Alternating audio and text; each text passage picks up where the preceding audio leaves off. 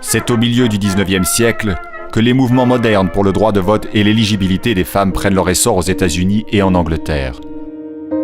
En Amérique, les revendications pour les droits politiques des femmes naissent dans le sillage de la lutte pour l'émancipation des esclaves.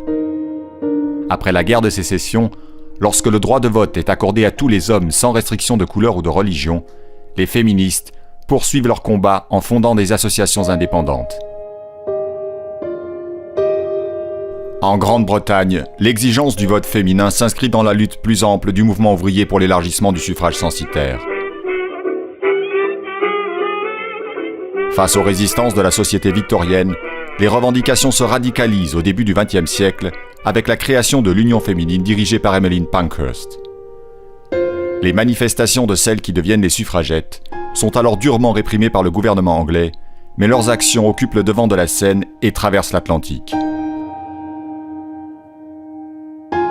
Paradoxalement, ce sont les États pionniers de l'Ouest de l'Amérique qui les premiers adoptent le suffrage universel. Au tournant du siècle, la Nouvelle-Zélande en 1893, suivie de l'Australie et des nations scandinaves entre 1902 et 1915, accorde eux aussi le vote aux femmes. Finalement, ce sera la participation des femmes à l'effort de guerre qui fera surtout avancer le suffrage féminin. Le Royaume-Uni et l'Allemagne l'octroient à partir de 1918, et il est étendu à l'ensemble des États-Unis en 1919.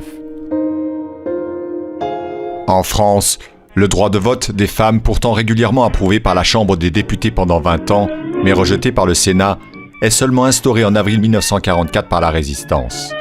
Un an plus tard, à la fin de la Seconde Guerre mondiale, les femmes françaises votent pour la première fois lors des élections municipales, bien longtemps après le Brésil ou la Turquie.